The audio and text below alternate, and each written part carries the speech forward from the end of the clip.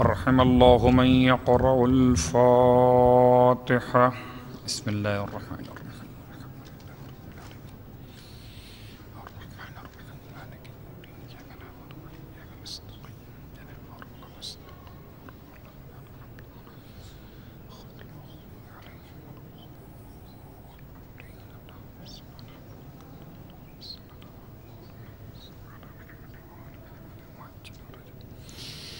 أعوذ بالله من الشيطان اللعين الرجيم. بسم الله الرحمن الرحيم. الحمد لله رب العالمين. الصلاة والسلام على أشرف الأنبياء والمرسلين سيدنا أبي القاسم محمد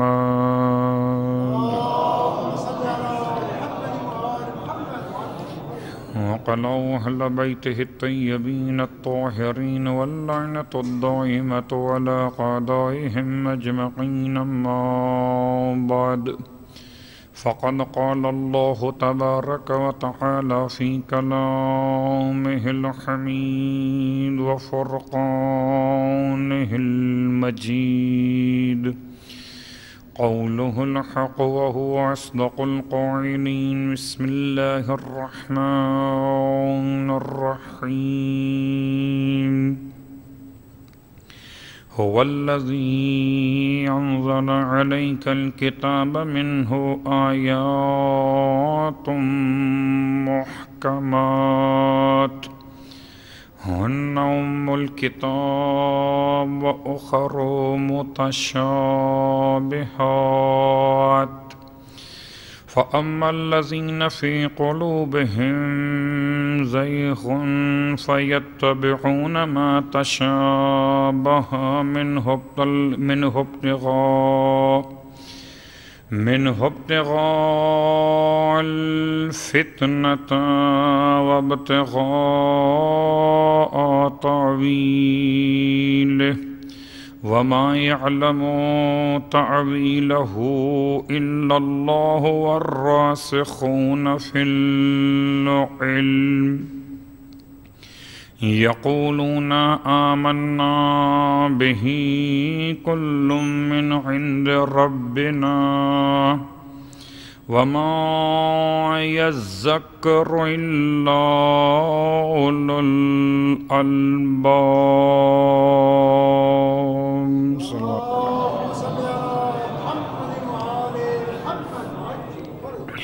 تمام تعریفیں پروردگار رحمان الرحیم کے لیے اور تمام ہدیہ درود و سلام رحمت للعالمین کے لیے اور ان کی اولاد طیبین و طاہرین کے لیے. الحمدللہ الذی جعلنا من المتمسکین بالقرآن العظیم وجعلنا من المتمسکین بولایت علی بن ابی طالب علیہ السلام.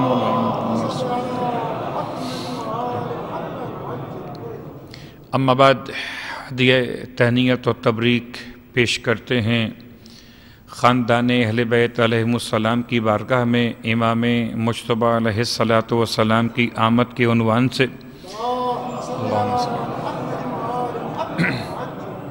آپ تمام مومنین کو مبارک ہو انشاءاللہ کہ یہ ایک اور محفل میلاد کا انداز کی کل اور ایک آج، تو شب کل کی مناسبت سے بھی اور آج کی مناسبت کو لیے ہوئے بہرحال اس میں کوئی شک نہیں کہ اگر انسان امام معصوم کے فضائل کو بیان کرنا شروع کرے تو 2 دن تو کیا انسان بیان کرتا چلا جائے اور معصوم کے فضائل نکھر کر اور سامنے آتے چلے جائیں.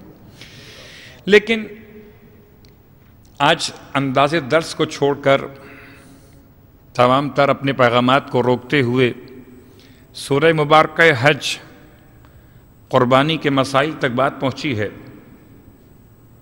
ماہ رمضان تقریباً نہیں یقیناً نصف ہو چکا ہے اور بہرحال اپنے مقام پر اب جو مسائل رؤیت ہلال ہیں تو یہ نصف ماہ رمضان کے بعد سورہ مبارکہ حج کا وہ مقام پہنچا کہ جہاں پر پہلی مرتبہ صاحبان اسلام کو جہاد کی اجازت ملی، اس سے پہلے جہاد کی اجازت نہیں تھی، تلوار اٹھانے کی اجازت نہیں تھی۔ اوزینا للذین، اوزینا کہہ کر سورہ مبارکہ حج نے اجازت جہاد کے عنوان کو بیان کیا۔ تو وہاں تک جانے سے پہلے سورہ مبارکہ حج قربانی کے مسائل کو مکمل کرتے ہوئے کل کے جملے سے آج کے موضوع کے ارتباط کے ساتھ آپ کی خدمت معظم میں کہ قربانی ایک ایسا واجب اور ایسا اہم ترین مسئلہ کہ منا کی سرزمین کہیے اردو کے اعتبار سے، منا کہیے عربی کے اعتبار سے، سرزمین تقدس ہے، خدا کی عظیم سرزمین، جنہیں خدا کے شعائر میں سے بیان کیا جائے عرفات و مزدلفہ و منا، سرزمین تمنا، حجاج اکرام، اس میں کوئی شک نہیں کہ حج کا فیصلہ سرزمین منا پر ہو جاتا ہے۔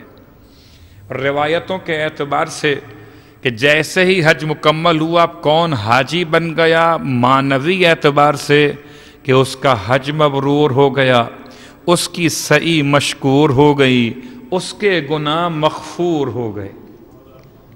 اور کون صرف اس بات پر ہی اکتفا کر بیٹھا کہ مجھے 1 کا 10 مل گیا تو بہت ہے، میرے پیسے وصول ہو گئے، جتنے حج پہ لگائے تھے بہت ہے، سر کے بال کٹ گئے۔ حاجیوں کی پہچان کیا ہوتی تھی کہ جس کے سر کے بال کٹے ہوئے مل جائیں اس میں کوئی شک نہیں کہ ختمی مرتبہ صلی اللہ علیہ وآلہ وسلم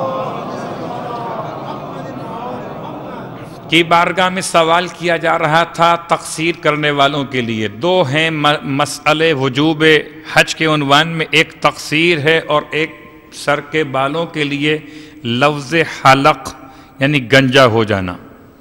حلق کا مطلب بلیڈ کا استعمال اور جڑ سے بال کا صاف ہو جانا۔ میں پورے مسائل حج بیان نہیں کر رہا ورنہ تو یہ حج کلاس ہو جائے گی، یہ صرف تشویق حج کے لیے ذرا سا بغیر حج پر جائے ہوئے سورہ حج کی برکت سے تھوڑے سے مسائل آپ تک پہنچ رہے ہیں۔ تو ایک ہے تقصیر، تقصیر کہتے ہیں کوتاہ کردن، کسی چیز کو کاٹ کر کم کر دینا۔ تو تقصیر بالوں کو کم کرنا، بالوں کو کاٹ کے کم کرنا یا ناخن تراش لینا۔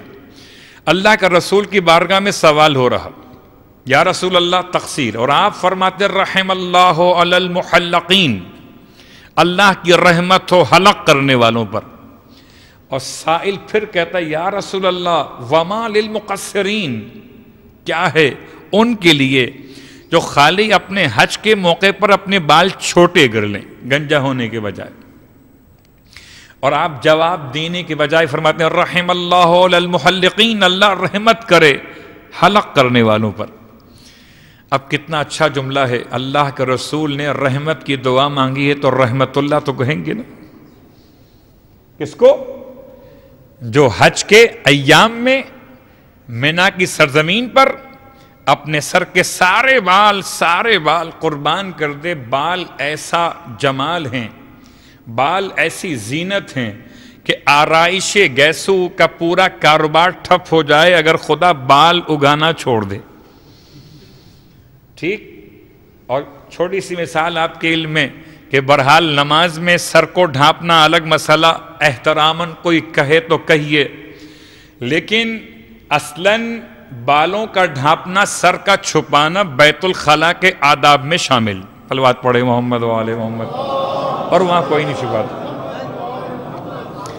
خیر و موضوع الگ ہے، صرف اتنی سی بات مکمل کرتے ہوئے کہ اللہ کا رسول نے زلفوں کے عنوان سے حلق پر توجہ فرمائی، اور جب تیسری بار سوال کیا گیا یا رسول اللہ وما للمقصرین، مقصرین کے لیے کیا ہے؟ فرمایا رحم اللہ علی المحلقین، اللہ رحمت کرے حلق کروانے والوں پر، یعنی گنجا ہو جانے والوں پر۔ اللہ کے رسول سے چوتھی بار پوچھا یا رسول اللہ یہ تو سمجھ میں آ گئی بات کہ رحمت رحمت رحمت، لیکن ان کا کیا بنے گا جو تھوڑے سے بال کاٹ کر موہل ہو جاتے ہیں، احرام سے فارغ ہو جاتے ہیں، ان کا کیا بنے گا؟ آپ نے ارشاد فرمایا اچھا رحم اللہ علی المقصرین، چلو چوتھی مرتبہ رحمت کی دعا ان کے لیے بھی ہے کہ جو اپنے بالوں کو چھوٹا کر لیتے ہیں۔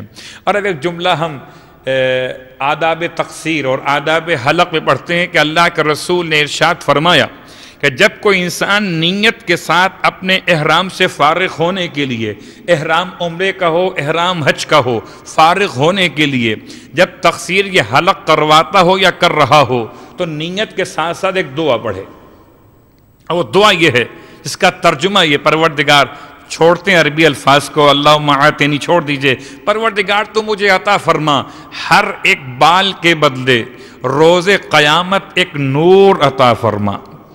اب جتنے زیادہ بال اتنے زیادہ انوار روز قیامت کے لیے۔ بہت آسان سی بات ہے، یہاں اگر آپ رہتے ہیں کرائے کے فلیٹ میں اور اگر 1 مہینے بجلی کا بل آپ کو معاف کر دیا جائے کہ جتنی لائٹیں آپ کو جلانی ہو جلا لیجئے، تو آپ کتنا مطمئن ہیں کہ سارا دن ایسی چلا کر رکھتے ہیں؟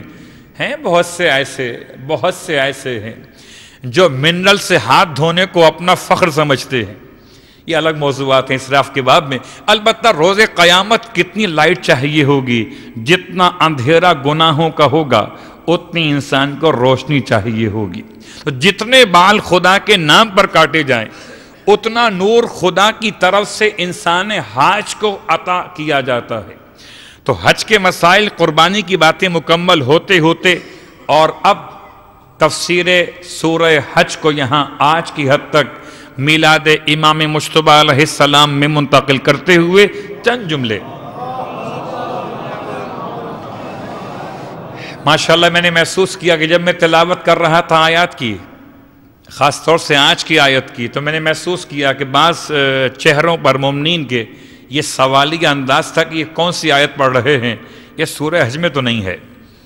تو قرآن سے محبت، قرآن سے الفت اور انسان مومن کا اس حد تک قریب ہو جانا کہ حافظ قرآن نہ ہو مگر محافظ قرآن تو ہو۔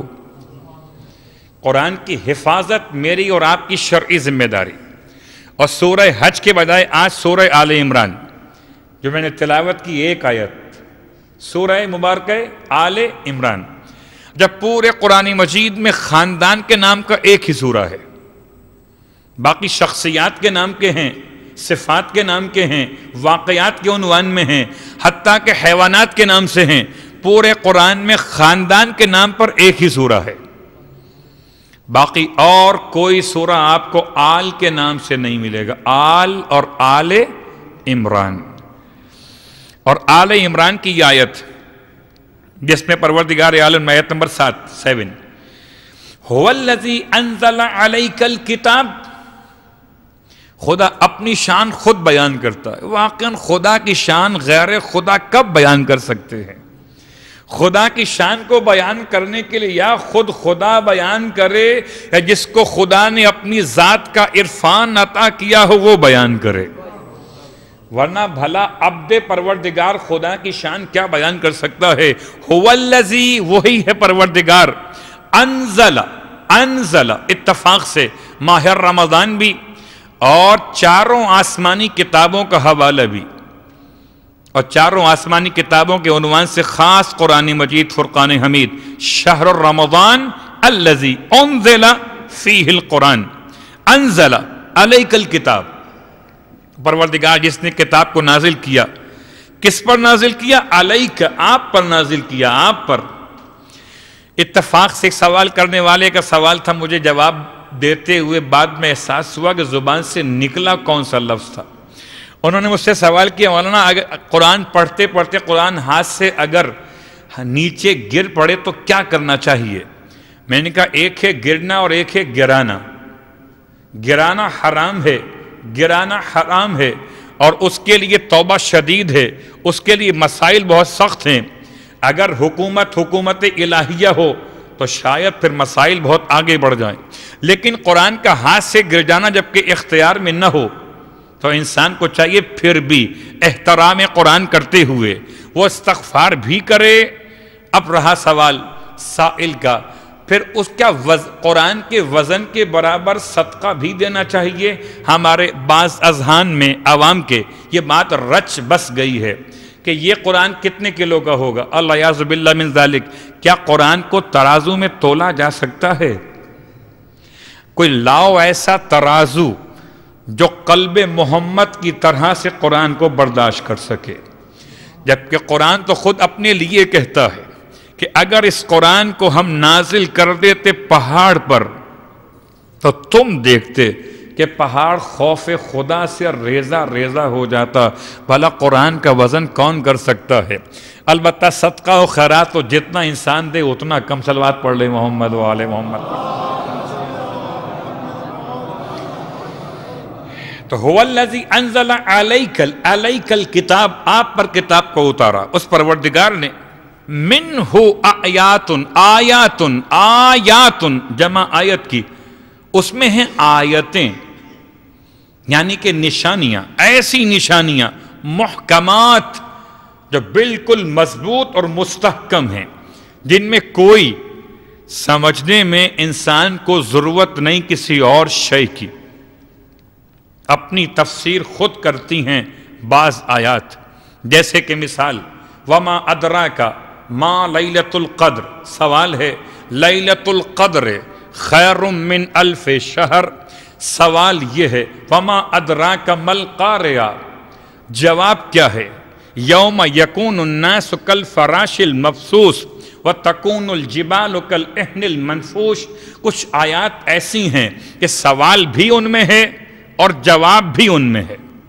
انہیں یا جن آیتوں سے بالکل مسائل شرعیہ بہت واضح ہیں، یا ایھا الذین آمنوا کتب علیکم الصیام کما کتب علی الذین من قبلکم.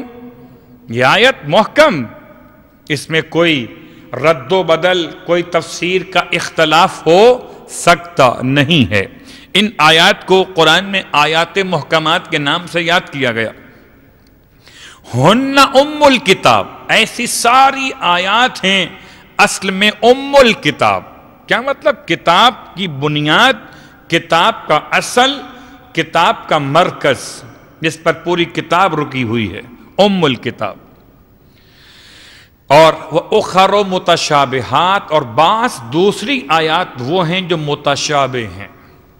متشابہ کا آسان ترجمہ جہاں اشتباہ ہو سکتا ہے انسان کو، اشتباہ ہو سکتا ہے انسان کو. بہت غور کیجئے گا. آخر ہم قرآن پڑھنے کے لیے کسی عالم کے محتاج کیوں رہتے ہیں؟ آخر ہم قرآن سیکھنے کے لیے کسی قاری قرآن اور حافظ قرآن کی امداد کیوں قبول کرتے ہیں؟ وجہ کیا ہے؟ وجہ یہ ہے کہ اخر متشابہات، بعض آیتیں متشابہ ہیں. اب آئی بات پروردگار عالم کی کہ قرآن میں دونوں طرح کی آیات ہیں. فَأَمَّا الَّذِينَ فِي قُلُوبِهِمْ زَيْغٌ. اب جن کے دلوں میں ہے کجی اور ٹیڑھا پن. دل ٹیڑھے بھی ہوتے ہیں، جی ہاں. لوگ کہتے ہیں انسان ٹیڑھے نہیں. انسان ٹیڑھے نہیں ہوتے، انسان کا دل ٹیڑھا ہوتا ہے. اور اگر انسان کا دل ٹیڑھا ہو تو انسان خود کبھی سیدھے راستے پر آ نہیں سکتا. اور اگر انسان کا دل سیدھا ہو تو انسان ٹیڑھا ہو کر بھی غلط راستے پر جا نہیں سکتا. صلوات پڑھ لے محمد و آل محمد پر. تو سارا مسئلہ دل کا ہے. دل سیدھا تو انسان سیدھا. ہاں بہت خیال کیجئے، سب سے بڑا شیطان کا حملہ بھی دل پر ہی ہوتا ہے. اور آپ خوب جانتے ہیں کہ دل کے مسائل کیا ہیں. بہرحال اتنی سی بات کہتے ہوئے کہ دل میں کسی اور کو بسائیے تو شرک ہے، دل میں خدا کو بلائیے تو توحید ہے. اس لیے خدا نہیں آتا. اب وہ شاعر کا اپنا انداز ہے کہ ایک مرتبہ ایک شراب پینے والے نے مسجد میں بیٹھ کر ہی شراب پینا شروع کر دی. کہیں اور پینے کے بجائے سوچا کہ اسی گھر میں بیٹھ کے پی لیتے. تو اس نے جب دیکھا اس کو نماز پڑھنے والے نے شراب پیتے ہوئے تو اعتراض کیا کہ یہاں شراب پیتے ہیں. تو اس نے پوچھا شراب بیٹھ کر پھر کہاں پیوں؟ تو اس نے آسان سا جواب دیا، جا کر منافق کے دل میں پیو کہ وہاں پر خدا نہیں ہوتا. مومن کے دل میں خدا رہتا ہے. قلب المومن عرش الرحمن. مومن کا دل رحمان کا عرش ہے۔ اللہ اکبر۔ تو اگر دل ٹیڑھا ہو گیا، قرآن پڑھنے والوں کی بات کر رہا ہوں، فَأَمَّا الَّذِينَ فِي قُلُوبِهِمْ، جن کے دلوں میں ہے کجی، ان کا انداز کیا ہے؟ فَيَتَّبِعُونَ، وہ قرآن میں سے پیروی کرتے ہیں، کس کی؟ مَا تَشَابَهَتْ، ان آیتوں کی کہ جن میں اشتباہ پایا جاتا ہے۔ مَا تَشَابَهَ، آیات محکمات کو چھوڑ کر آیات متشابہ کی پیروی کرتے ہیں۔ اور اس کے بعد اگلا جملہ، کیوں چاہتے کیا اس سے؟ کہ مِنْهُ ابتغاء الفتنہ، قرآن کی آیات متشابہات کی پیروی فتنے کی دوستی کے سوا کچھ نہیں۔ بہت غور کیجئے گا، یہ صرف ایسا نہیں ہے کہ صدر اسلام کے واقعات کی بنیاد پر ہو، قرآن تو زندہ ہے، البتہ مصداق بدلتے رہتے ہیں۔ کل کوئی اور فتنہ انگیزی کرتا تھا، آج کوئی اور فتنہ انگیزی کرتا ہے۔ کل بھی قرآن کی آیات متشابہات استعمال ہوتی تھیں، اور آج بھی قرآن کی آیات متشابہات کا استعمال۔ اس کے بعد وابتغاء تاویلہ، سب سے آسان بات یہ ہے کہ آیت محکمات کی خود ساختہ تعویل نہیں ہو سکتی، لیکن آیات متشابہات کی خود ساختہ تعویل ہو سکتی ہے۔ جو چاہو تعویل کر لو۔ تو بہت سو نے قرآن پڑھ کر کربلا میں سرکار سید الشہداء کے سر پہ خنجر چلا دیا، تعویل قرآن۔ اللہ اکبر۔ تو عزیزان محترم، سب سے نازک ترین مسئلہ، سرکار ختم یہ مرتبہ صلی اللہ علیہ وآلہ وسلم کا فرمان، ارشاد فرماتے ہیں کہ جس نے اپنی رائے سے تفسیر کی، جس نے اپنے خیال سے قرآن کی تفسیر کی، فَلْيَتَّبِعْ مَقْعَدَهُ فِي النَّارِ، اس نے اپنا ٹھکانہ جہنم میں بنا لیا۔ تو قرآن کی تفسیر میں رائے حرام کیوں؟ اسی لیے کہ آیات محکمات کے علاوہ قرآن میں آیات متشابہات بھی ہیں۔ پھر کس سے پوچھیں کہ آیات متشابہات میں کیا ہوتا ہے؟ تو آئیے قرآن کہتا ہے وَمَا يَعْلَمُ تَعْوِيلَهُ إِلَّا اللَّهُ وَالرَّاسِخُونَ فِي الْعِلْمِ، اور ان آیات کی تعویل کوئی نہیں جان سکتا سوائے اللہ کے اور ان ہستیوں کے جن کو علم رسوخ حاصل ہے۔ بہت غور کیجئے گا، یہاں پر ایک جملہ اگر قرآن آپ کی نگاہوں کے سامنے ہوتا تو آپ اندازہ کرتے کہ جو رموز و اوقاف قرآن کی اقسام وہ 14 اقسام ہیں۔ کہیں جیم ہے، کہیں میم ہے، کہیں صاد لام، کہیں خالی جو ہے وہ طوا استعمال ہوا ہے، مطلق کے اعتبار سے بہت سارے ہیں۔ وقف مجوز ہے، وقف جائز ہے، وقف مطلق ہے، وقف لازم ہے، الی آخر، الوصل اولا ہے، قد یوصل ہے، ہاں، قاف قیل علیہ الوقف ہے۔ رموز و اوقاف کی 14 اقسام، اور 14 اقسام میں کہاں کہاں استعمال ہوا؟ بہت آسان سی مثال ہے، اردو زبان میں بھی ہر زبان میں اسٹاپس ہوتے ہیں جملے کے بیچ میں کہ جہاں اگر آپ استعمال کریں تو معنی بدل سکتے ہیں۔ روکو، مت جانے دو، یہ وقفہ بتا رہا ہے کہ جو روکو کا ترجمہ ہے اسی کے معنی میں مت جانے دو ہے۔ روکو یعنی کہ مت جانے دو، اور اگر یوں استعمال روکو مت جانے دو تو زمین آسمان کا فرق ہو گیا۔ انکار سے اقرار، صلوات پڑھے محمد والے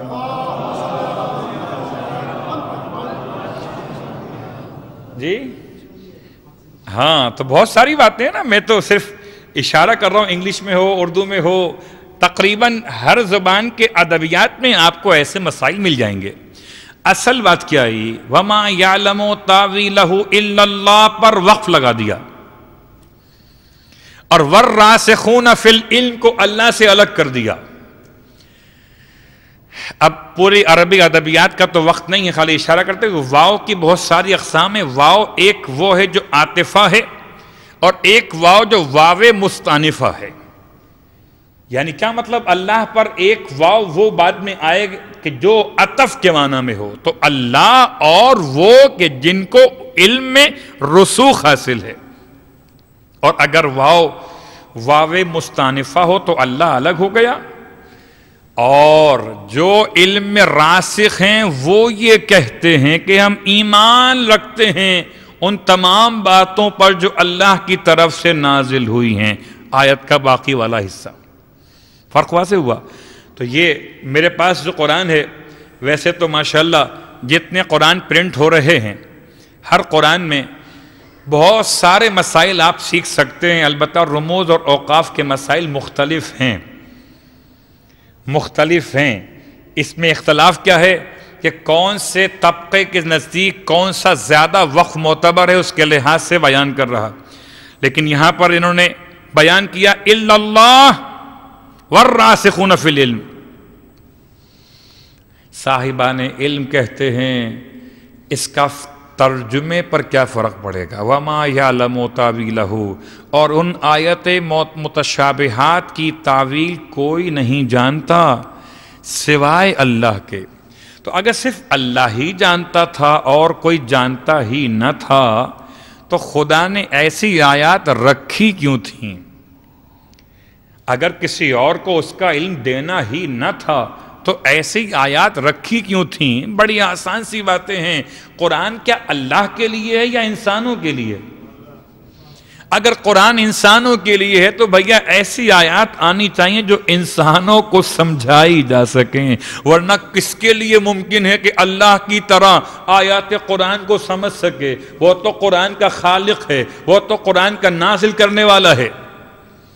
تو اس لیے الا اللہ پر اگر روک دیں گے تو اس کا مطلب قرآن کی آیات متشابہات کوئی نہیں جان سکتا، بس اللہ ہی جانتا ہے۔ اور یہ اتنا حسین دھوکہ ہے کہ جو کرنا ہو اللہ کے نام پر کرو، صلوات پڑھے محمد و آل محمد، جو کرنا ہو اللہ کے نام پر کرو، جو کرنا ہو اللہ کے نام پر کرو۔ بہت غور کیجئے گا، میں بہت باریک سا مسئلہ بیان کروں گا اور بہت تیزی کے ساتھ گزر جاؤں گا۔ ایک بہت مشہور روایت آپ کے یہاں پڑھی جاتی، سنی جاتی رہی ہے، انما الاعمال بالنیات۔ کبھی غور کیجئے کہ اس روایت سے استفادہ حسن استفادہ ہے یا سوء استفادہ ہے؟ انما الاعمال بالنیات، نیت ہوتی ہے اندر۔ میں نے یہ ہاتھ میں گلاس اٹھایا آپ کو مارنے کے لیے، اور کسی نے مجھ کو دیکھا گلاس ہاتھ میں لیے کہ میں تو فوراً میں نے کہا انما الاعمال بالنیات، یہ تو میں نے اٹھایا تھا، نیت اچھی تھی۔ کہ روزے کی حالت میں چہرے پر بہت تھکان ہو رہی تھی، میں نے چاہا پانی پھینک کر ان کو جگا دوں۔ انما الاعمال بالنیات، نیت کہاں ہوتی ہے؟ اندر۔ تو نیت تک تو کوئی پہنچ ہی نہیں سکتا، تو ہر برے کام کو اچھی نیت دل میں رکھتے ہوئے کر لو۔ بہت غور کیجئے گا، میں پوری ذمہ داری کے ساتھ بات کو بیان کر رہا ہوں۔ انما الاعمال بالنیات کا ترجمہ کرتے ہوئے 100 سال کا فاصلہ ہے، 100 سال کا فاصلہ ہے وضع حدیث کے رکھے جانے اور ختمی مرتبہ صلی اللہ علیہ وآلہ وسلم کے انتقال۔ پھر آپ پوچھیں گے حدیث کیا ہے؟ پھر حدیث یہ جس کو آپ سمجھیں، نیت المومن خیر من عملہ، مومن کی نیت اس کے عمل سے بہتر ہوتی ہے، وَنِيَّةُ الْكَافِرِ شَرٌّ مِّنْ عَمَلِهِ، اور کافر کی نیت اس کے عمل سے بدتر ہوتی ہے۔ اس فرمان کو دیکھیں اور اس فرمان کو دیکھیں، انما الاعمال بالنیات۔ اب کافر کی نیت ہو کہ مومن کی نیت ہو، آپ نے نیت چھپا دی انما الاعمال بالنیات کہہ کر۔ خیر بات بہت دور لے گیا، واپس لے آتا ہوں اس کو۔ وَمَا يَعْلَمُ تَأْوِيلَهُ إِلَّا اللَّهُ، اور اس کی تعویل تو کوئی جانتا ہی سوائے اللہ کے، اب اللہ ہی جانتا ہے۔ اب کوئی پوچھے اللہ کے حوالے سے کہ آپ جو بیان کر رہے ہیں ان آیات متشابہات کو، تو آپ کے پاس علم کہاں سے آیا؟ تو اب کیا جواب ملے گا؟ کہ کوئی جواب نہیں ہے، مگر مکتب اہل بیت میں اس وقت کو نہیں پڑھا جاتا۔ وَمَا يَعْلَمُ تَأْوِيلَهُ إِلَّا اللَّهُ وَالرَّاسِخُونَ فِي الْعِلْمِ، اللہ بھی جانتا ہے اور وہ بھی جانتے ہیں جن کو خدا نے علم میں رسوخ عطا کیا ہے۔ چلیں میں آپ کو قریب کر لیتا ہوں، کل ہمارے پاس اصل میں آخر میلاد تمام ہوتے ہوتے، منقبت ہوتے ہوتے، دعائے مجیر ہوتے ہوتے، جب نماز قضاء عمری کا وقت آتا ہے تو بہت تھوڑے رہ جاتے ہیں، اور جب بہت تھوڑے رہ جاتے ہیں تو اس کے بالکل آخر میں کل ہم نے پڑھی زیارت امام حسن مجتبیٰ علیہ السلام،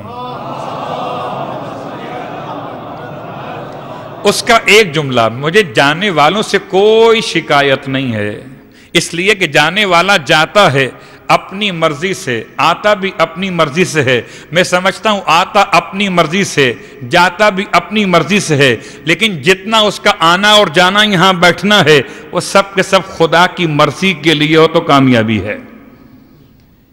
السلام علیکہ ایہا العالم بالتعویل، میرا سلام ہو اے نواسے رسول، اے جگر گوشہ بطول، اے نور نظر علی ابن ابی طالب علیہ السلام، آپ پر۔ کون آپ؟ عالم، جو علم رکھتے تھے، کس کا؟ بالتعویل، قرآن کی ان آیتوں کا جن کو تعویل کی ضرورت ہوتی ہے۔ آیات محکمات کو تعویل نہیں چاہیے ہوتی ہے، آیات متشابہات کو تعویل چاہیے ہوتی ہے، اور میرا سلام ہو۔ اللہ اکبر۔ کون حسن علیہ السلام کہ اللہ کے رسول کی آغوش میں اور جبرائیل امین علیہ السلام کا نزول ہو رہا ہے، وما ينطق عن الہوا کی آغوش میں ہیں، اور وحی خدا لانے والے کا نزول ہو رہا ہے، اور ہدیہ تہنیت و تبریک پیش کرتے ہوئے یہ پیغام آ رہا ہے کہ حضرت موسیٰ علیہ السلام کے بھائی جناب ہارون علیہ السلام کے دو بیٹے، ایک کا نام شبر اور ایک کا نام شبیر، اور آپ کے بھائی علی ابن ابی طالب کے لیے یہ پہلا بیٹا، تو شبر والا نام یہاں رکھ دیجئے۔ اتنی مناسبت، بہت غور کیجئے گا۔ جو لوگ گئے ہیں شہر کراچی اور انہوں نے شہر کراچی میں اگر بہت توجہ کی ہو تو نمائش چورنگی پر ایک مسجد ختم نبوت، صلوات پڑھے محمد و آل محمد، ایک مسجد ختم نبوت کے نام سے، اس مسجد ختم نبوت پر ختم نبوت کے عقیدے کے لیے جو حدیث لکھی ہے علماء اہل سنت نے، اس حدیث کو کیا لکھا کہ اللہ کے رسول نے فرمایا یا علی انت منی بمنزلت ہارون من موسیٰ الا انہو لا نبی بعدی۔ اگر یہ حدیث نہ ہوتی تو اتنا آسانی سے ختم نبوت کا عنوان مکمل نہ ہوتا۔ ہم تو کہتے ہیں ایک حدیث چھوڑیے، آپ امامت قبول کر لیجئے، امامت خود اس بات کی دلالت ہے کہ نبوت ختم ہو گئی، امامت خود اس بات کی علامت ہے کہ نبوت مکمل ہو گئی۔ صلوات پڑھے محمد و آل محمد۔ تو وہاں پر موسیٰ اور ہارون، یہاں پر اللہ کے رسول اور مولا کائنات، وہاں پر جناب ہارون سگے بھائی، چھوٹے بھائی کے بڑے ہی آپ سن چکے، تفصیل کا وقت نہیں ہے۔ حضرت ہارون کے دو بیٹے، ایک کا نام شبر، ایک کا نام شبیر، تو اللہ کے رسول نے، روایت کا جملہ ہے، جبرائیل امین سے عرض کی کہ اے اخی جبرائیل، یہ زبان تو عبرانی ہے، آپ کو معلوم رہنا چاہیے کہ موسیٰ علیہ السلام کی زبان عبرانی تھی، اور توریت عبرانی زبان کا لفظ ہے جس کے معنی شریعت کے ہیں، توریت عبرانی زبان کا لفظ ہے جس کے معنی شریعت کے ہیں، اور موسیٰ علیہ السلام عبرانی زبان بولا کرتے تھے، جناب ہارون بھی عبرانی بولتے تھے، ان کے بیٹوں کے نام شبر و شبیر۔ شبر کا ترجمہ عبرانی زبان سے عربی، خیر یہ الگ موضوع ہے کہ عربی ام اللسان ہے، لیکن اس کے بعد زبانیں بنی ہیں، اور ایسی زبانیں بنی کہ اس کے بعد بھی آج بھی جتنی زبانیں سب کو عجم کہتے ہیں، ایک ہی تو ہیں، بس زبان رکھتے ہیں، اور اس زبان میں جب ترجمہ کیا گیا شبر کا ترجمہ، تو ترجمہ بنا حسن علیہ السلام۔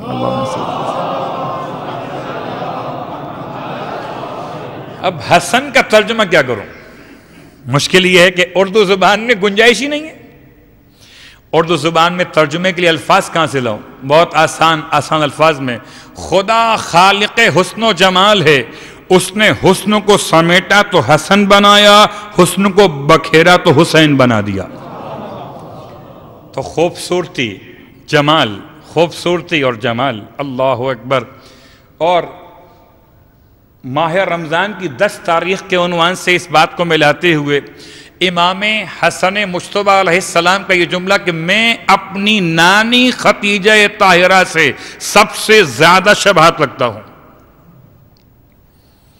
اب کیا حسن و جمال جناب ملکۃ العرب کا بیان کیا جائے، بس سمجھیں جس کی تصویر اگر صنف تبدیل کر کے بنے تو حسن کہلائے، اس حسن کی ملکہ کو خدیجہ کہتے ہیں۔ عزیزان محترم، حسن جنت کے جوانوں کے سرداروں میں بڑے سردار، اور بچپن اور جوانی اور آپ کی کل مدت حیات ظاہر تقریباً کچھ کل اشارے ہو چکے اور آج بڑی تیزی کے ساتھ اشارے مکمل کرنا ہے۔ آپ کی عبادت، آپ کا زہد، آپ کا تقوی، آپ کے بچپن کا علم، اتنا علم جو گہوارے میں لیٹ کر لوہے محفوظ کی تلاوت کرے اسے حسن کہتے تھے، جو مسجد میں آیات نازل ہوں ماں کو آ کر سنائے اسے حسن کہتے تھے، ارے جو حسین کو انگلی تھام کر چلنا سکھائے اسے حسن کہتے تھے۔ کہ کیا سمجھے گا امام مجتبی کے فضائل اور آپ کی اہمیت پر سرکار ختم یہ مرتبہ صلی اللہ علیہ وآلہ وسلم کا جملہ، اور اس جملات سے اقتباس، قولہ قولی وامرہ امری، حسن کا قول میرا قول ہے، حسن کا امر میرا امر ہے، من تبعہ منی، جو حسن کی پیروی کرے وہ مجھ محمد سے، ومن عصاہ فلیس منی، اور جو حسن کی معصیت کرے اس کا مجھ محمد سے کوئی تعلق نہیں ہے۔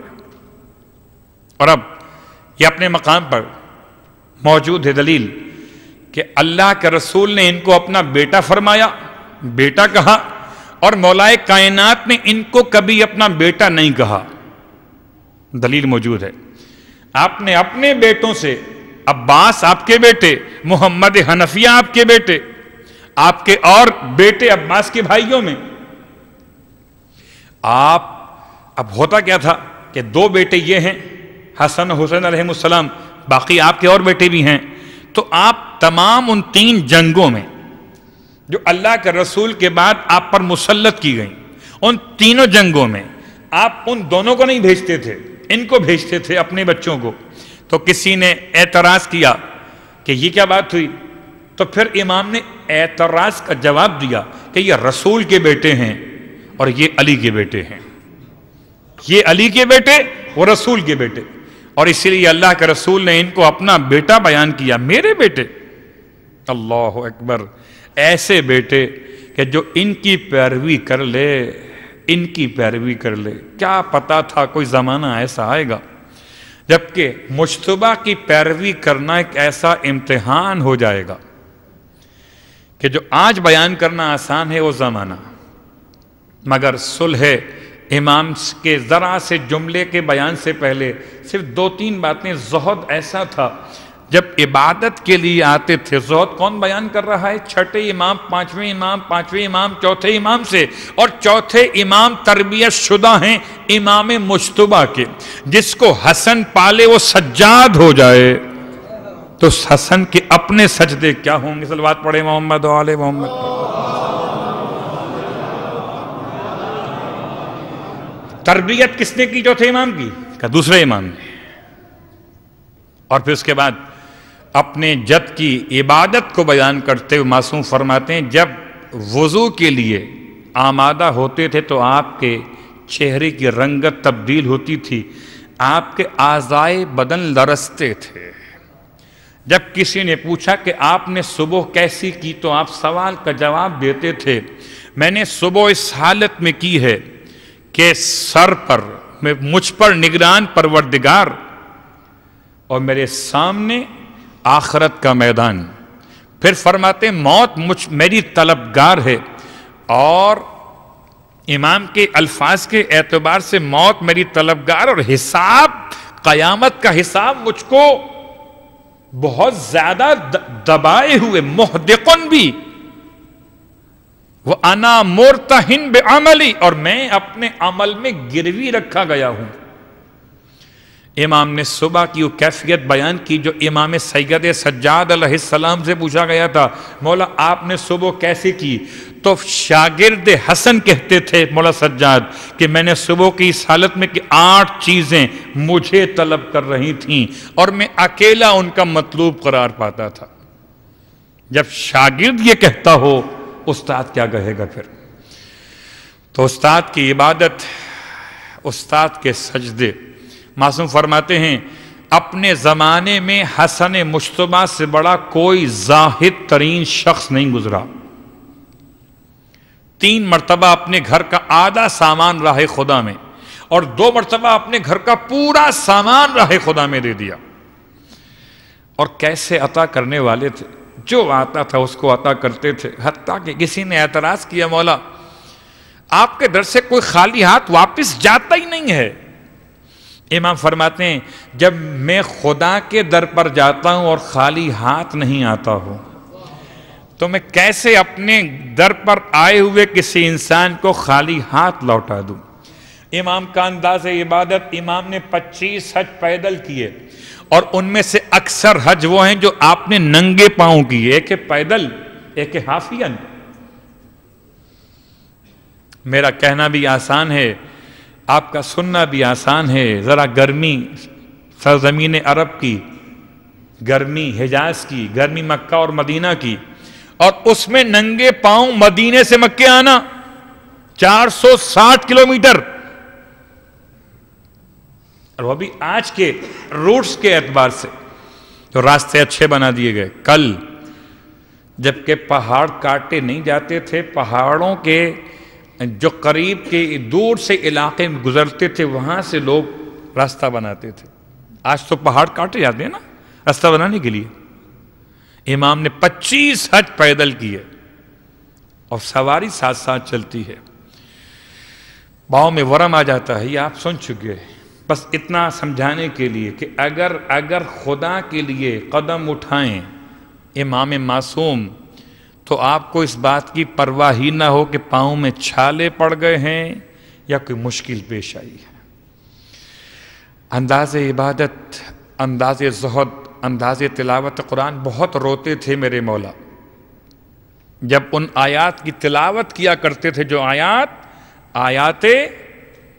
آخرت اور آیات روز قیامت ہیں، بہت روتے تھے۔ امام کا انداز گریہ بہت زیادہ بیان کیا گیا، اور اس کے ساتھ ساتھ کہ یہ 47 برس مدت حیات ظاہر میں امام معصوم کا یہ زہد اور تقوی اور علم، تو علم کے تو بہت سارے انداز ہیں۔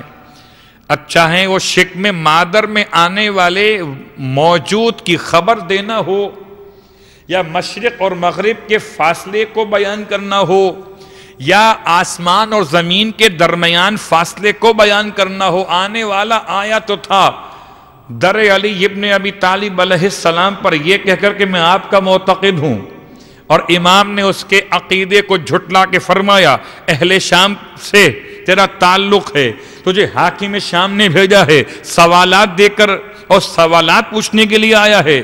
اب اچھا اگر آ گیا ہے اور پوچھنا چاہتا ہے تو میرے بیٹوں میں جس سے چاہے پوچھ لے۔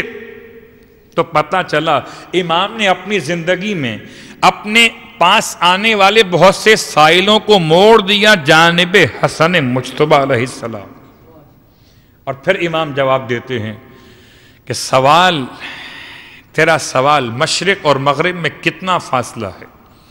تو مشرق اور مغرب کا فاصلہ میں پھر اشارہ کر دوں کہ جتنے جوابات ہیں وہ سائل کے ذہن کے اعتبار سے ہیں، آج کے اعتبار سے نہیں ہیں۔ فرمایا مشرق سے مغرب کا فاصلہ سورج کی 1 دن کی مسافت کے برابر ہے، کہ زمین سے آسمان کا فاصلہ 2 اعتبار سے ناپ سکتے ہیں۔ ایک مد البصر، نگاہ بصارت، کتنی آنکھ دیکھتی ہے اور فوراً آسمان تک پہنچ جاتی، ایک آہ مظلوم کہ ادھر نکلتی ہے اور ادھر پہنچ جاتی ہے۔ امام بیان کر رہے تھے، ایک کے بعد ایک سوالوں کے جوابات تھے، 10 چیزیں کون سی جو ایک کے بعد ایک سخت امام بیان کر رہے تھے۔ میں سب کے سب بیان کروں تو بات بہت طویل ہو جائے گی۔ اور کبھی کھجور کا مسئلہ، تو ابن زبیر میں سے ایک شخص اولاد زبیر میں سے امام کے ساتھ محو سفر ہے، اور راستے میں ایک مقام پر قیام کیا گیا، کھجور کا سوکھا درخت ہے، وہ کہتا ہے اس میں کھجور ہوتے کتنا لطف آتا۔ امام فرماتے ہیں مسکرا کر کیا کھانا چاہتے ہو؟ کہ اگر مل جائیں تو اس سے بڑھ کر اور بات کیا ہے، کھانے میں تو بہت لوگ ماہر ہوتے تھے۔ تو امام نے اشارہ کیا، ایسی دعا فرمائی کہ درخت پھر دوبارہ سے زندہ ہوا، ہرا ہوا، سرسبز ہوا، شاداب ہوا، اس پر پھل آئے، پھل پکے۔ حالانکہ کھجور پکنے کے لیے پہلے زمین گرم ہوتی ہے، آپ کے ایئر کنڈیشن کام چھوڑ دیں تو چھوڑ دیں، کھجور پکے گی کب؟ جبکہ گرمی سخت پڑے گی، اور اتنا جلدی کھجور پکی کہ جو خلق تھا وہ امر میں تبدیل ہوا۔ کھجور لگتی ہے، لگنے کے بعد پکتی ہے۔ امام نے اشارہ کیا، کھجور تیار تھی، کہا اس سے جو ساربان تھا جا کر توڑ کے لیا، کہتا یہ تو جادو ہے۔ فرمایا جادو نہیں ہے، فرزند نبی کی دعا کا اثر ہے۔ تو کبھی ستون مسجد سے شہد اور دودھ کا نکل آنا اور امام کا سیراب کرنا، کبھی اس انداز سے سوال کیا جانا عبداللہ ابن عمر کی طرف سے کہ کتنی کھجوریں یہاں لگی ہوئی درخت کے اوپر، اور امام فرماتے، سوال کیا گیا تھا امام سے کہ آپ کے جد تو بتاتے تھے کہ کتنے من کھجور اترے گی، آپ کے پاس بھی علم ہے کوئی ایسا؟ فرمایا جتنا علم خدا نے میرے نانا کو دیا اس سب کا سب علم نانا نے ہم کو دے دیا ہے۔ وہ ان سے صرف وزن پوچھا گیا تھا، میں تجھے اس کی تعداد بھی بتا سکتا ہوں۔ وزن بتانا آسان ہے، تعداد بتانے کے مقابلے میں اب کا کتنی ہوں گے؟ 4004۔ اس درخت پہ کتنی کھجوریں؟ کا 4004۔ گننا شروع ہوئے، اور گنتے گنتے جب جیسے جیسے گنتی بڑھتی گئی، حاکم شام کی آنکھیں حیرت سے پھیلتی گئیں۔ 1000، 1500، 2000، 2500، 3000، اور جب 4003 پر آ کر بات رکی تو عبداللہ ابن عامر کہتا ہے، جس کو بعض نے ابن عمر لکھا، ابن عامر کہتا ہے کہ 4003 نکلی ہیں۔ ویسے اگر ایک آدھ کم بھی ہو گئی تو کوئی بات نہیں، آپ کا علم پھر بھی قابل داد ہے۔ امام فرماتے ہیں انداز جلال میں، وہ ایک کھجور تو خود نکالتا ہے یا میں نکال کے بتا دوں؟ نبی زادے کا علم، غلط صلوات پڑھے محمد و آل محمد۔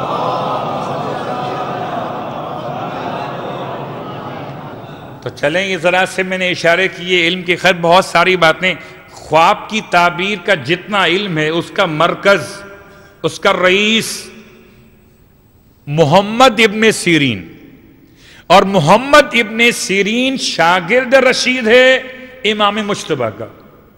آپ اٹھا کے دیکھیے خواب کی تعبیر کے بارے میں روایات جو چھٹے امام سے ملتی ہیں یا ملتی ہیں امام مجتبیٰ علیہ السلام سے۔ امام کے تحفوں میں سے صرف 3 تحفے اور سنیے، اور اس کے بعد پھر منقبت۔ پہلا تحفہ، دروازے مسجد پر امام کی دعا کا انداز، لیکن سوچ کر تو یہ آیا تھا کہ امام مجتبیٰ نے امام زمانہ علیہ السلام کو جو یاد کیا وہ سنا دوں میں آپ کو، پہلے وہ سنا دیتا ہوں۔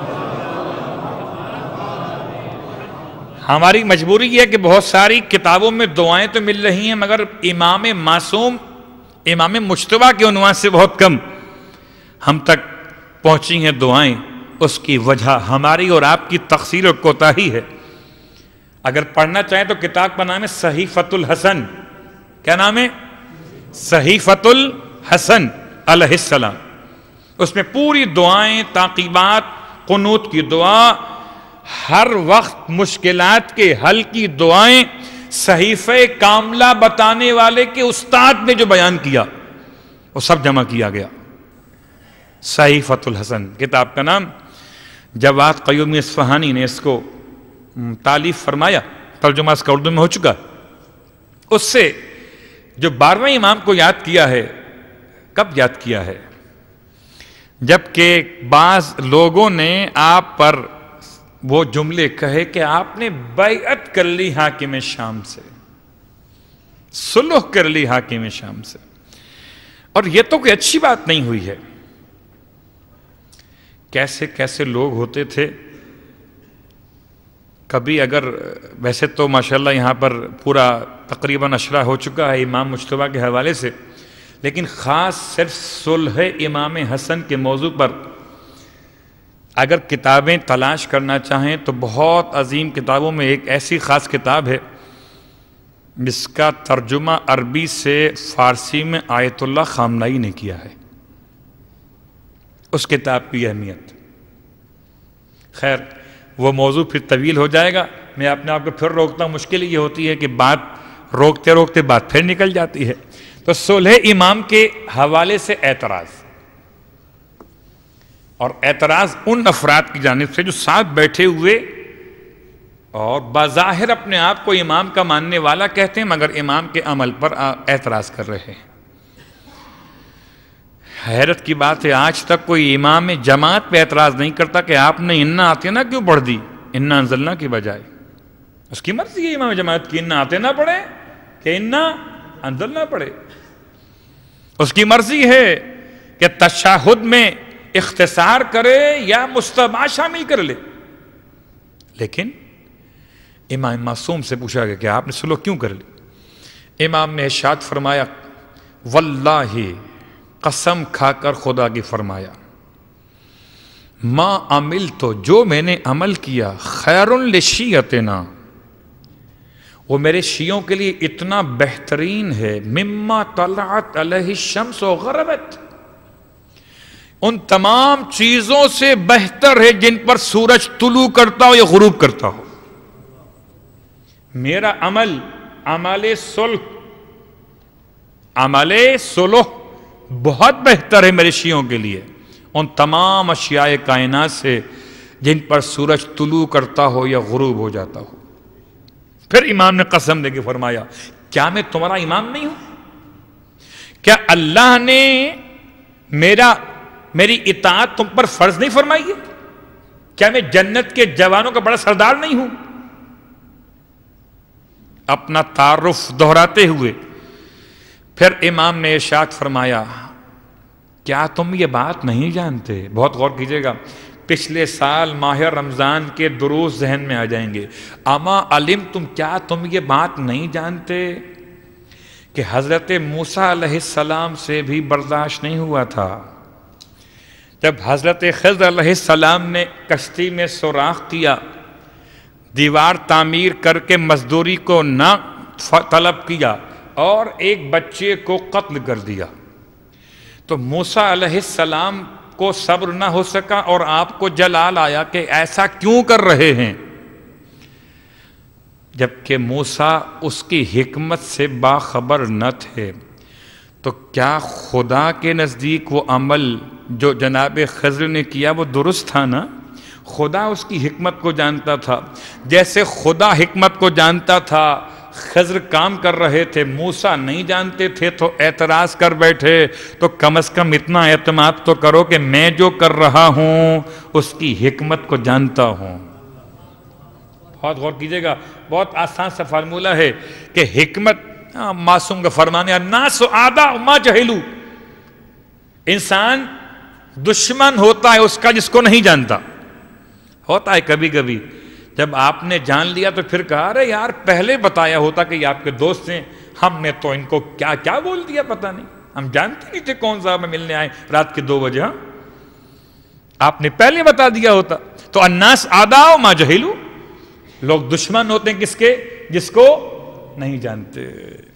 خیر یہ تو بات تھی معصوم کے فرمان کی۔ اس کے بعد آخر میں فرماتے ہیں امام کہ ہم میں سے کوئی بھی ایسا نہیں اماموں میں سے کہ جس پر کسی حکمران کی طرف سے توق نہ ہو جو گردن میں ڈالی جا رہی سوائے امام قائم علیہ السلام کے،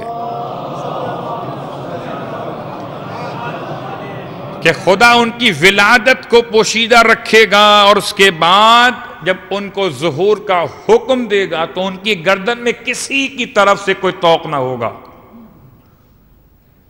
امام فرماتے ہیں وہ میرے بھائی حسین کا نواں بیٹا ہوگا۔ امام حسن نے 12ویں ایمان کو کب یاد کیا؟ بہت سارے مقامات پہ یاد کیا، میرے بھائی حسین کا نواں بیٹا ہوگا، میری ماں سیدہ کا لخت جگر ہوگا، خدا اسے زمانہ غیبت میں طولانی عمر عطا کرے گا، مگر جب ظہور کی اجازت دے گا تو 40 برس کا جوان کامل بنا دے گا، تاکہ انسانوں کو بتا دے کہ خدا جو چاہے اس پر کرنے پر قادر ہے۔ کتاب کا حوالہ احتجاج طبرسی، جلد نمبر 2 صفحہ نمبر 9۔ ٹھیک، امام کے بہت سارے احتجاجات میں سے ایک احتجاج یہ ہے۔ چلیے اس بات کو یہاں مکمل کر لیا۔ دروازے مسجد پر امام کی دعا، الہی ضیفک ببابک، پروردگار تیرا مہمان تیرے دروازے پر آیا ہے۔ مسجد کے دروازے پر پہنچ کر الہی ضیفک ببابک یا محسن قد آتاک المسیء، اے احسان، اے نیکی کرنے والے، ایک گنہگار تیرے دروازے پر آیا ہے۔ اللہ اکبر۔ اس کے بعد فتجاوز عن قبیح ما عندی بجمیل ما عندک یا کریم، یہ وہ جملہ جو آپ پڑھتے ہیں نماز کے شروع میں بھی دعائے توجہ کے طور پر اس کے ساتھ ملاتے ہوئے، پروردگار پس جو تیرے پاس نیکیاں ہیں ان کے ذریعے سے میرے پاس جو قبیح ہیں تبدیل کر دے۔ اس کے بعد امام کا انداز جو آپ روزانہ استعمال کرتے ہوں گے روزہ افطار کرتے ہوئے، امام مجتبیٰ علیہ السلام جب روزہ افطار کرتے تھے تو کیا دعا پڑھتے تھے؟ 2 روایتیں ہیں، ایک بسم اللہ جب لقمہ اٹھاؤ، پہلا والا، ہاں نہ آخری والا، ہاں آخری تو ہوتا ہی بہت دیر میں صلوات پڑھے محمد و آل محمد، آخری تو سیر پہ ہوتا ہے۔ پہلا لقمہ اول لقمتن، اور لقمے کو اٹھا کر دعا کا وقت، اور امام کا جملہ بسم اللہ ہے، یا واسع المغفرت اغفر لی، یا واسع المغفرت اغفر لی، اے وسیع ترین مغفرت والے تم مجھے معاف فرما دے۔ یا لقمہ اٹھائے بغیر بسم اللہ الرحمن الرحیم یا واسع المغفرت اغفر لی، لقمہ اٹھائے سے بسم اللہ یا واسع المغفرت اغفر لی، لقمہ اٹھائے بغیر بسم اللہ الرحمن الرحیم یا واسع المغفرت اغفر لی۔ اور آئیے اسی کے ساتھ دعا کہ پروردگار روزے تیری بارگاہ میں رکھے گئے، پروردگار روزوں کو شرف قبولیت معصوم کے وسیلے سے عنایت فرما دے۔ پروردگار ذکر مجتبیٰ ہوا مگر پھر بھی حق ادا نہ ہوا، پروردگار ہمیں معرفت امام مجتبیٰ علیہ السلام نصیب فرما۔ بہر اللہ واسطہ محمد و آل محمد کا پروردگار تمام تر حاضرین محفل کی حوائج شرعیہ کو پورا فرما۔ ارے بھائی میلاد کے لیے آئے ہیں تو میلاد کے لیے آنے والوں کے چہرے پر جو بشاشت ہونی چاہیے، خوش ہو کر مانگیے، وہ خوش ہو کر دیں گے۔ ارے حسین کے بڑے بھائی کی آمد کا دن ہے تو حسینیوں کو اگر تبرک نہ ملے تو کسے ملے گا؟ تو مانگے کریم کے نام سے، کریم اہل بیت ہے، جتنی پریشانی آپ کی رزق کے مسائل میں ہے سب کے سب دور ہو جائے گی امام مجتبیٰ کی برکت سے۔ پروردگار جو مسائل ہیں پردیس میں رہنے والوں کے، اس کا واسطہ جس کا بھائی پردیس میں شہید ہو گیا، پروردگار ان تمام کی مشکلات کو دور فرما۔ بہر اللہ واسطہ محمد و آل محمد کا جو مقروض ہیں خاص طور سے امام مجتبیٰ کا واسطہ ان کے قرضوں کو ادا فرما۔ پروردگار امام مجتبیٰ علیہ السلام کا واسطہ، ان کے کرم کا واسطہ، ان کے حلم کا واسطہ، پروردگار تمام تر مومنوں کو آپس میں اتحاد، اتفاق، علم اور بردباری کی نعمتیں عنایت فرما۔ غصہ ہو تو دشمنان اسلام پر ہو، نفرت ہو تو اہل باطل سے ہو، اہل ولایت سے بس محبت ہی محبت عطا فرما دے۔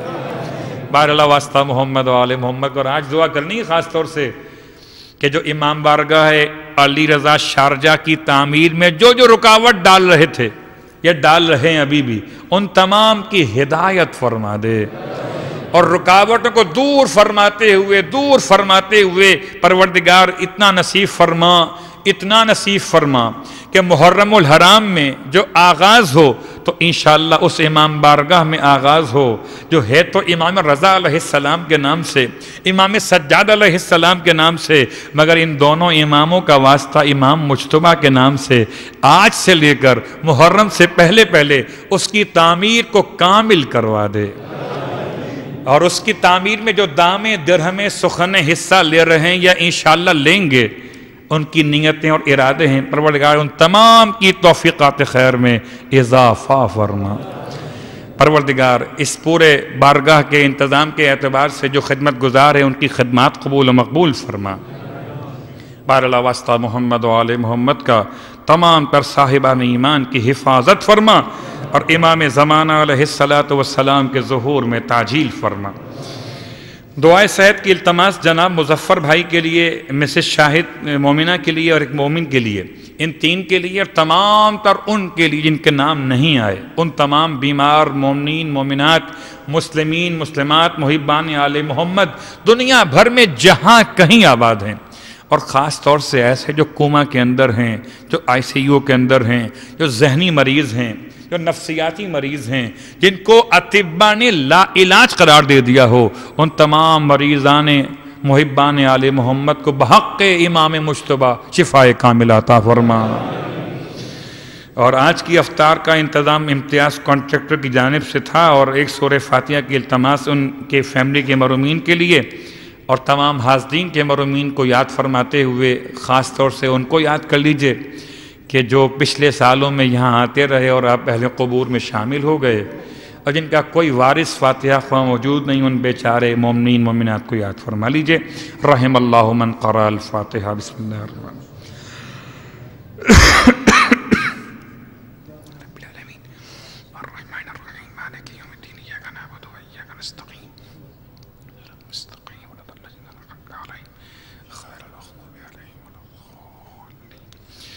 اور مومنین سے ایک التماس یہ بھی ہے کہ تشریف رکھیے گا، منقبت کا ایک مختصر سا مرحلہ ہے، اور انشاءاللہ وہ بذریعہ پروجیکٹر آپ کے سامنے شروع ہوگا۔ آپ سے التماس ہے کہ اس میں شرکت فرما کر ثواب حاصل فرمائیں۔ اس کے بعد دعائے مجیر کی تلاوت اپنے تمام امور کے حل کے لیے، اس کے بعد جس کو انشاءاللہ وقت میسر ہو تو نماز 2 دن قضاء عمری جماعت سے ہوگی۔ بر محمد و آل محمد صلوات پڑھ لیجئے۔